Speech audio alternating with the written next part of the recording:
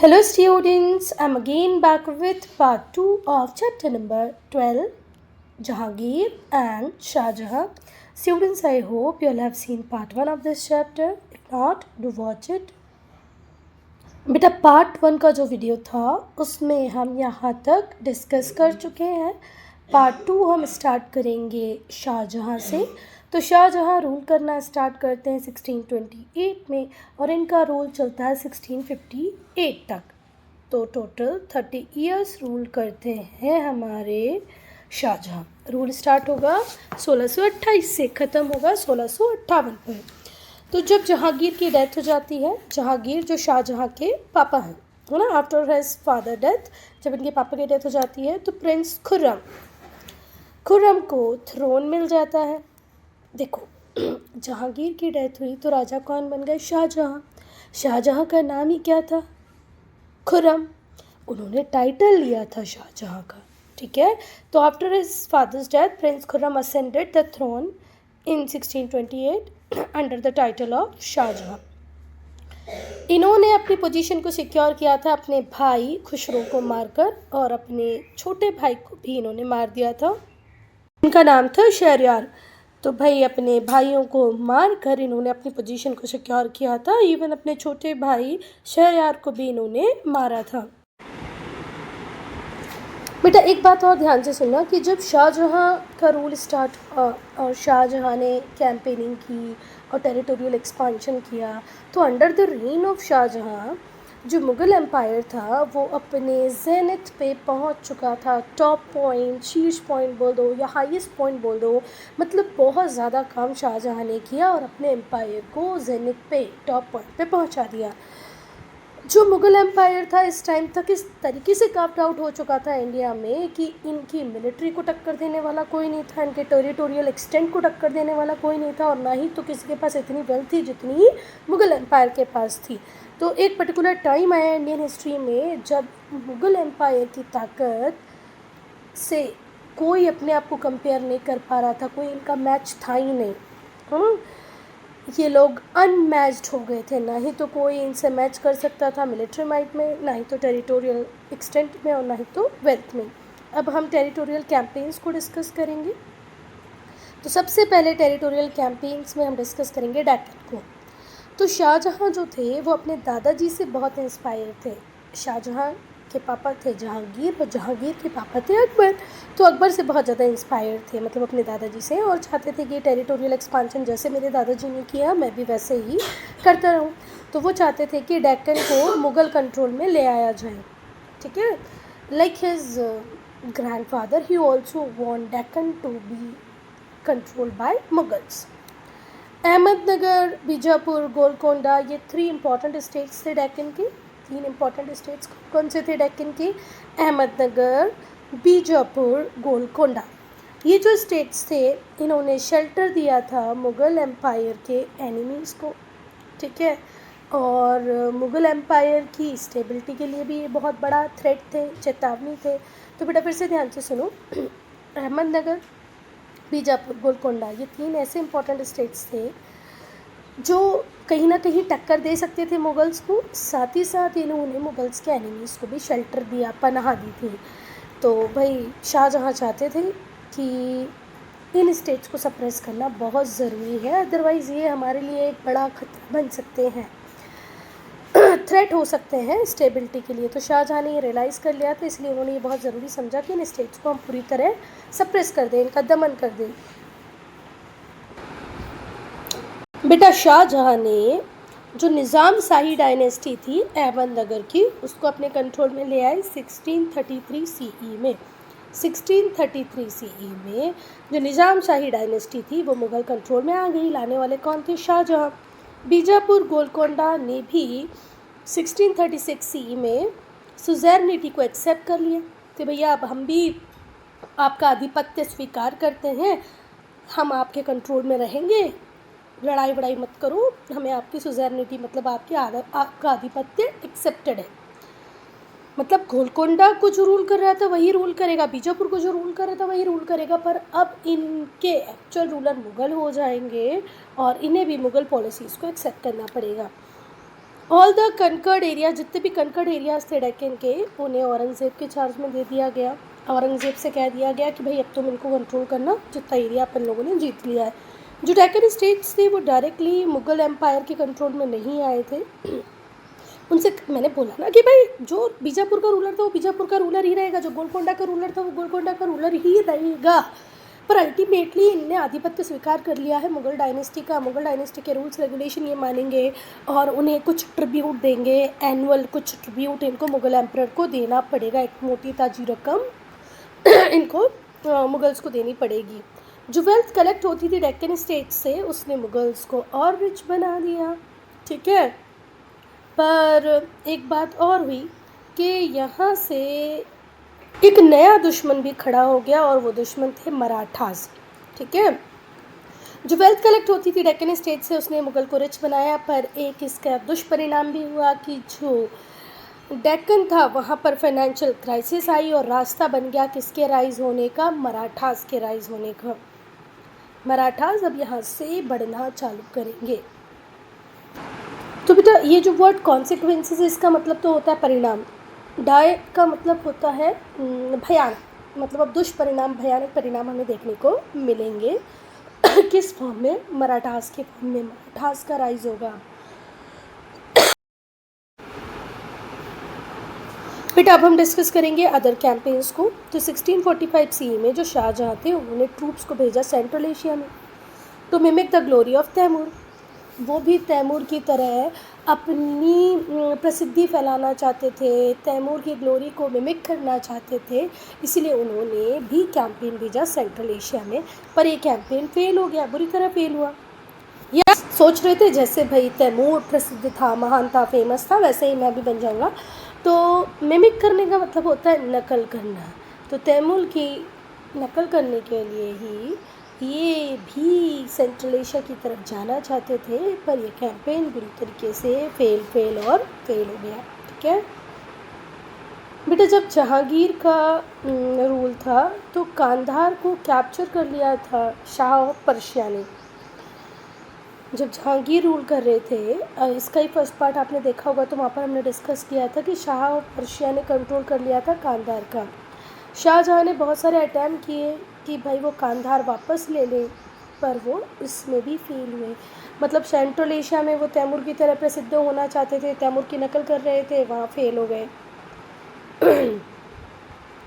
दूसरा, Shah of Persia से कांधार लेना चाहते थे, यहाँ पर भी ये फेल हो गए। शाहजहाँ ने फिर एनेक्स किया कामरूप को, कहाँ पर, असम में। Shah Jahan also annexed the region of Kamrup in Assam में सक्सेस मिली उन्हें। नेक्स्ट टॉपिक है एक्सपल्शन ऑफ द यूरोपियंस।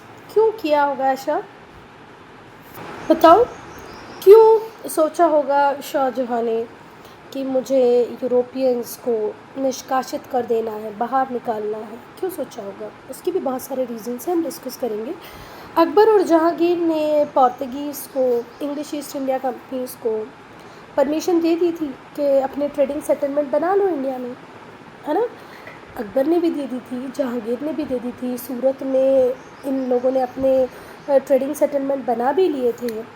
पर जो शाहजहाँ थे उन्होंने नज़र रख रखी थी ईस्ट इंडिया कंपनी की हरकतों पे, और उन्हें ये पता चला ईस्ट इंडिया कंपनी से और पोर्तुगीज़ पे जब नज़र रखी तब ये पता चला कि जो पोर्तुगीज़ हैं वो अपने बेस को यूज़ कर रहे हैं, हुगली वाले बेस को, पायरेसी के लिए, ठीक है। पायरेसी का मतलब आप लोगों को पता है क्या? आप लोगों ने मूवी देखी होगी ना, पायरेट्स ऑफ कैरेबियन। पायरेसी का मीनिंग पता ही होगा, चलो नहीं पता है उन लोगों को मैं बता देती हूँ।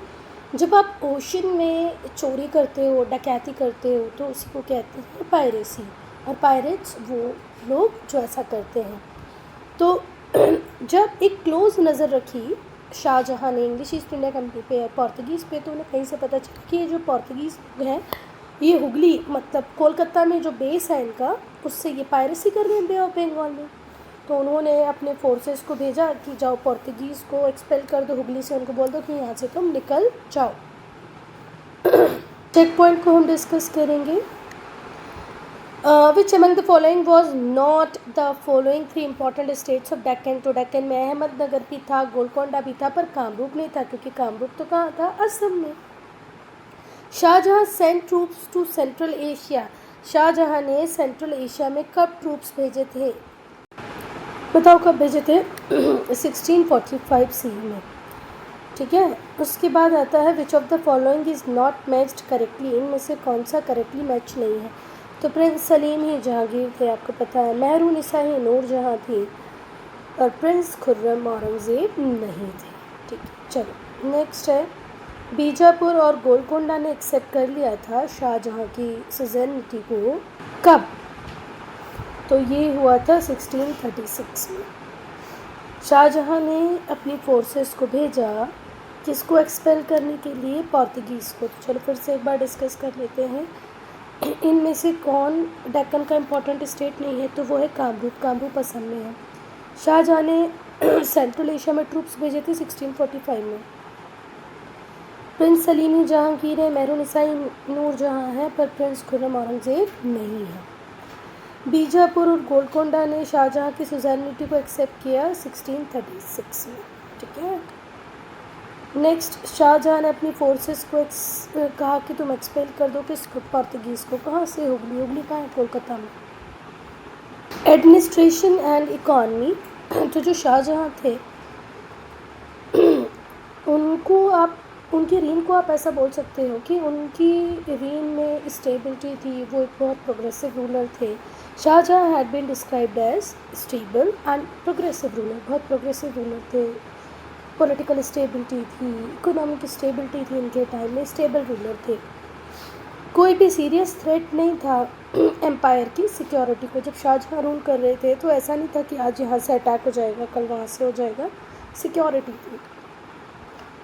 कोई सीरियस चैलेंज इनकी अथॉरिटी को भी नहीं था, नहीं तो कोई इन्वेजन के चांसेस थे। बाहर से कोई रूलर आके इन्वेट कर देगा, ऐसे भी कोई चांसेस नहीं थे। इनकी अथॉरिटी को इनके भाई बंधुओं में कोई चैलेंज कर देगा, ऐसे भी कोई चांसेस नहीं थे। एंड तक, मतलब इनके रीन के एंड तक वॉर ऑफ सक्सेशन चालू हो ही जाता है इनके बच्चों के बीच में। ठीक है, देखो शाहजहां की जो रीन थी वो तो पीसफुल और स्टेबल थी, पर एंड तक आते आते हमने देखा कि वॉर ऑफ सक्सेशन चालू हो ही जाता है इनके बच्चों में।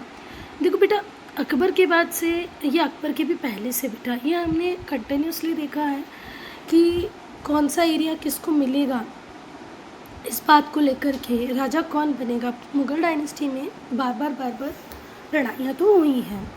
ट्रेड और कॉमर्स भी इनके टाइम में बहुत फ्लरिश कर रहा था। शाहजहां अपने पापा की तरह, अपने दादा की तरह, फादर ग्रैंडफादर की तरह ही अलाउ कर रहे थे यूरोपियंस को कि चलो आप लोग ट्रेड करो हमारी टेरिटरी में, पर उनके ऊपर आई भी रखते थे, मतलब विजिलेंट थे। ऐसा नहीं ऐसे एक बार परमिशन दे दिया और फिर राजमहल में बैठ गए और फिर कुछ नहीं देखा। विजिलेंट थे, देखते थे वो लोग क्या काम कर रहे हैं। Now Shah Jahan a prolific builder. 7 wonders of world में ताजमहल एक है जो शाहजहां ने ही बनवाया है। तो ऐसा नहीं कह सकते कि जहांगीर के टाइम पे कंस्ट्रक्शन में कुछ हुआ ही नहीं, पर जहांगीर ने जो भी कुछ बनवाया उससे 100 टाइम कंट्रीब्यूट किसने किया है? शाहजहां ने किया है। So in contrast to Jahangir, Shah Jahan was a prolific builder. बेटा कंट्रास्ट इसलिए कह रहे हैं क्योंकि बहुत ज़्यादा काम जहांगीर के टाइम में बिल्डिंग्स को लेकर के नहीं हुआ, मैसिव बिल्डिंग्स को लेकर के नहीं हुआ, जो किसके टाइम में हुआ है? शाहजहां के टाइम में हुआ है। इनकी जो रीन थी उसमें हमने लार्ज स्केल आर्किटेक्चरल वर्क्स देखा, मार्बल का बहुत एक्सटेंसिव यूज़ हुआ है, बहुत बड़े बड़े मॉन्यूमेंट्स बनाए गए हैं। सबसे पहले हम लोग डिस्कस करेंगे ताजमहल को। ताजमहल आप सबको पता है आगरा में है। ये टूम्ब है शाहजहां की जो बिलव्ड वाइफ थी मुमताज़ महल, उसकी याद में बनवाया गया है। ताजमहल आगरा में है, एवरीवन नोज़। ये टूम्ब है जो किसकी मेमोरी में बनाया गया है? शाहजहां की ब्यूटीफुल बिलव्ड वाइफ मुमताज़ महल। ये प्योर वाइट मार्बल से बना हुआ है जो कि मकराना से लाए गए थे। इसे डेकोरेट किया गया है प्रीशियस, सेमी प्रीशियस स्टोन से, लेस लाइक स्क्रीन है इसकी। ये ऑक्टागोनल मॉन्यूमेंट है। ऑक्टागोन का मतलब पता होगा ना, ऑक्टागोनल मॉन्यूमेंट है। इसके आसपास ब्यूटीफुल गार्डन है। ये ऑक्टागोनल मॉन्यूमेंट है जिसे सेट किया गया है ब्यूटीफुल गार्डन में। आप ऐसे बोल दो कि ये ताजमहल है, आसपास गार्डन है, या गार्डन के बीच में ये है, जैसे बोलना हो आपको। It has 4 minarets and magnificent dome. बहुत बड़ा सा डोम है, 4 मिनरेट्स हैं। ताजमहल सिंबलाइज करता है मुग़ल आर्किटेक्चर के पिनेकल को। भाई 7 वंडर्स ऑफ वर्ल्ड में जहाँ पूरी दुनिया कॉम्पीट करने में लगी हुई है अपने अपने आर्किटेक्चर को लेकर के, वहाँ ताजमहल एक है। इट मीन्स इसमें कुछ तो है। तो ये मुग़ल आर्किटेक्चर का पिनेकल है। At the same time it was considered the excessive financial expenditure. ठीक है, ये बहुत बड़े खर्चे के रूप में भी देखा जाता है। मुग़ल एम्पायर के खर्चे इस हद तक बढ़ जाएं कि ट्रेजरी खाली होने लग जाए, ऐसी स्थिति में बना है ताजमहल। और ताजमहल के बनने के कारण जो ट्रेजरी थी वो बहुत हद तक श्रिंक कर जाती है। At the same time it was considered excessive financial expenditure when the resources of Mughal empire were shrinking. ये एक ऐसे टाइम की बात है जब मुग़ल एम्पायर के रिसोर्सेज श्रिंक कर रहे हैं, जब ये इसका बिल्डिंग बन रहा था। शाहजहाँ ने अपनी जो कैपिटल थी वो आगरा से दिल्ली ले आए थे 1639 में। 1639 में कैपिटल शिफ्ट हो गया था आगरा से दिल्ली। जो नया कैपिटल था उसे शाहजहानाबाद कहते हैं। यहाँ पर रेड फोर्ट बनाया गया, और इस रेड फोर्ट की इम्पोर्टेंस भी आपको पता होगा कि आज भी हमारे प्राइम मिनिस्टर जब स्पीच देते हैं तो रैम्पार्ट से ही देते हैं। किसके रैम्पार्ट से? रेड फोर्ट के रैम्पार्ट से। So Red Fort is also very important. Red Fort भी शाहजहाँ के टाइम में बनाया गया है। The Red Fort was built by Shah Jahan inside Shahjahanabad. Shahjahanabad इनकी कैपिटल थी जो दिल्ली में है, और रेड फोर्ट शाहजहानाबाद में ही है। ये रेड स्टोन से बना है, रेड सैंड स्टोन से बना है, रेड सैंड स्टोन से बना है। इनसाइड द रेड फोर्ट के अंदर बहुत सारी नोटेबल बिल्डिंग्स हैं, जैसे दीवाने आम, दीवाने खास, रंग महल। दिल्ली कैपिटल शिफ्ट किया 1639 में। शाहजहानाबाद इनकी कैपिटल बन गई। रेड फोर्ट शाहजहानाबाद में ही है, और रेड फोर्ट के अंदर बहुत सारी इंपॉर्टेंट बिल्डिंग हैं, दीवाने आम, दीवाने खास, रंग महल। दीवाने आम और जो रंग महल है ये रेड सैंड स्टोन से बना। जो सीलिंग है बेटा दीवाने आम की वो सिल्वर चांदी से बनी हुई है। इसकी जो चारों दीवारें हैं वो मार्बल से बनी हैं, और उनके ऊपर सेमी प्रीशियस स्टोन से डेकोरेट हुई हैं वो। ठीक है, मतलब दीवारें तो मार्बल की हैं पर उनके ऊपर सेमी प्रीशियस स्टोन्स को डेकोरेट करने के लिए यूज़ किया गया है। और जो छत है, सीलिंग है, वो चांदी से, सिल्वर से बनी हुई है। जो सेंटर है दीवाने आम का वहाँ पर पीकॉक थ्रोन है। ये वही पीकॉक थ्रोन है जिसे ले जाएंगे, कौन ले जाएंगे? Nadir Shah. At the centre जो दीवाने आम का सेंटर है उसमें एक बहुत नोन पीकॉक थ्रोन है। इट हैड अ कैनोपी जिसे 12 एमरल्ड पिलर सपोर्ट करते हैं। तो दीवाने आम में ही पीकॉक थ्रोन है जिसे बाद में नादिर शाह ले जाएंगे। इस पे कैनोपी भी है बेटा, मतलब ऐसे बोलते हैं ना ये रहा, और यहाँ पर ऐसे नहीं छतरी टाइप का लगा होता है, उसको बोल रहे हैं कैनोपी। उसमें 12 एमरल्ड पिलर्स हैं। फिर बात करें हम जामा मस्जिद की, तो जामा मस्जिद कहाँ पर है बेटा? दिल्ली में है। ठीक है, it is an extended and larger version of Jami मस्जिद एट फतेहपुर सीकरी। फतेहपुर सीकरी में जो जामी मस्जिद है उसका ही एक्सटेंडेड वर्जन है जामा मस्जिद।